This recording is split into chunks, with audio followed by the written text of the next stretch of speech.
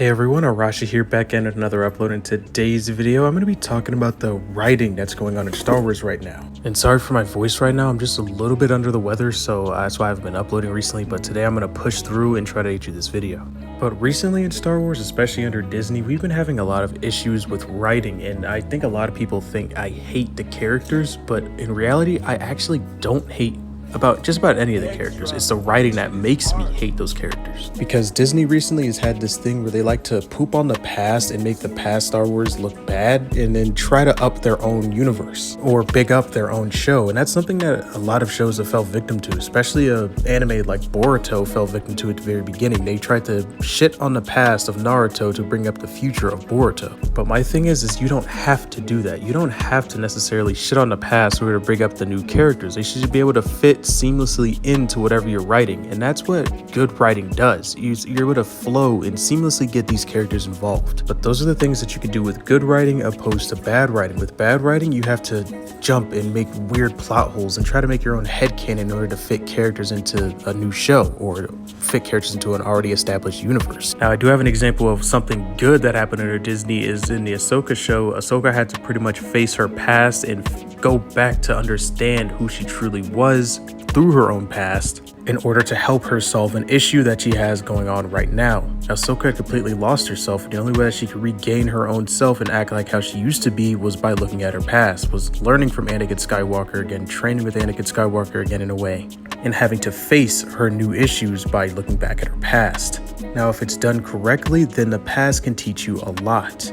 One of my biggest gripes with Osha and May is that they are trying to replace Anakin Skywalker as the original Chosen Ones. Disney's actively trying to destroy the legacy of Anakin Skywalker by bigging up Osha and May, and that's just wrong. I mean, because now they have Osha and May as the original Chosen Ones, which would make Qui-Gon Jinn's sacrifice completely unwarranted and not needed, which would make Anakin's whole existence unneeded and unwarranted, makes Palpatine's whole plan completely unneeded and unwarranted, and that's just not okay. You're stepping on an already established Star Wars lore. What would have been better is if they weren't actually born of the Force itself and they were just too old, and that's why the training didn't necessarily work for them, because they already had so many different attachments. And now the Jedi are like, okay, now we have to set a specific and really reinforce that age limit because we've had two Jedi in the past completely defect and leave because they already had so many different attachments and they couldn't necessarily focus on their training. Now that would have been a cool little change, because then I would understand why Mace Windu was so apprehensive against training Anakin Skywalker. Now that is more believable and understanding of two new characters coming into Star Wars. Not that they were also born of the Force itself. I mean, you could have someone born of the Force itself, but it should happen way after Anakin.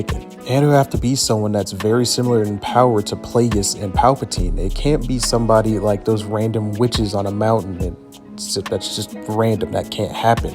It would be different if there was somebody like the Night Sisters on Dathomir when they're, trying to manipulate the Force and use dark magic in order to create life in the Force itself, or, just bring things back. But that's also not necessarily the dark side, that's just magic. So it's nowhere near as crazy as manipulating the Force itself in order to create life. I mean, that's something that only high-level Siths should be able to do, such as Plagueis and Palpatine, or Palpatine.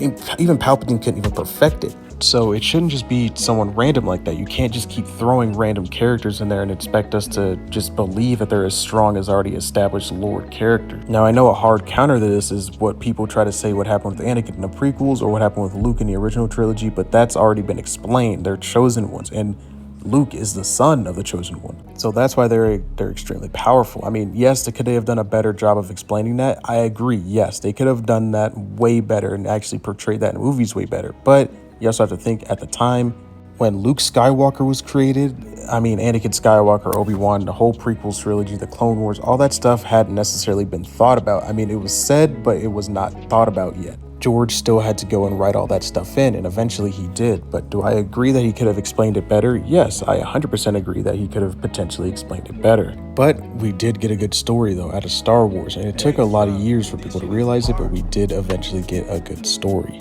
Now I'd like to talk about the main part of this video that I was really trying to get to, and that is, are these characters naturally bad characters? And honestly, no. The answer is completely no. These characters aren't bad characters, they're just suffering from terrible writing. I mean, when you see a show like The Acolyte, they had all the potential in the world to create something cool. We've never been in this era of Star Wars before. We get to see things things before the prequels. I mean, we already saw the Old Republic, and that was way, way, way before even this. But we get to go to an era of Star Wars that we have not necessarily explored before. So there was a ton of potential there. But when you have bad writing, it completely ruins what could be otherwise something very good. I mean, heck, if you think about it here, the sequels had a ton of potential. So did Acolyte. I'd say out of all the Star Wars projects that have came out under Disney, the sequels and the Acolyte had the most potential out of all of them.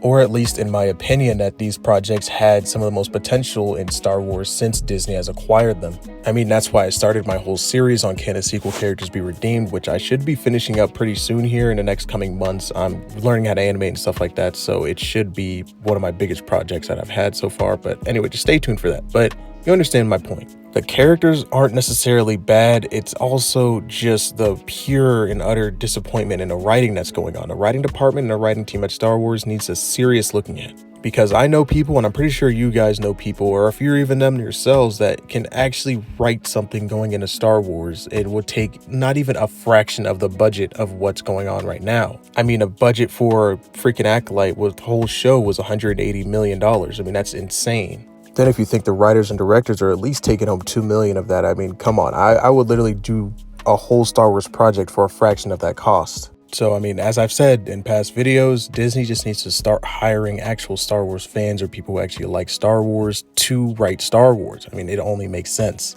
And with Acolyte finishing up pretty soon, I just watched episode 7 too, not too long ago, and it's just, gosh. I mean, I have a review of that coming out next, probably right after this video uploads, or maybe even later on tonight. But as I said in past videos, Acolyte just keeps racking up 3 out of 10s after 3 out of 10s. I mean, I'm just going to go ahead and spoil it now. It's probably a 4 or a 3 out of 10 on this episode too. I mean, I just have to go back and rewatch it. I mean, I honestly don't want to rewatch it, but for every episode, before I make a review on it, I go back and rewatch it. But that's what I do for you guys. I watch shit shows for you guys, so you guys can get the full experience. But anyway, that's all I got for this video. Let me know your guys' thoughts and opinions in the comment section down below. As I said, I'm feeling a little bit under the weather, so thank you guys for watching this all the way through. May the force be with you, and have a great rest of your day. You failed, Your Highness. I am a Jedi, like my father before me.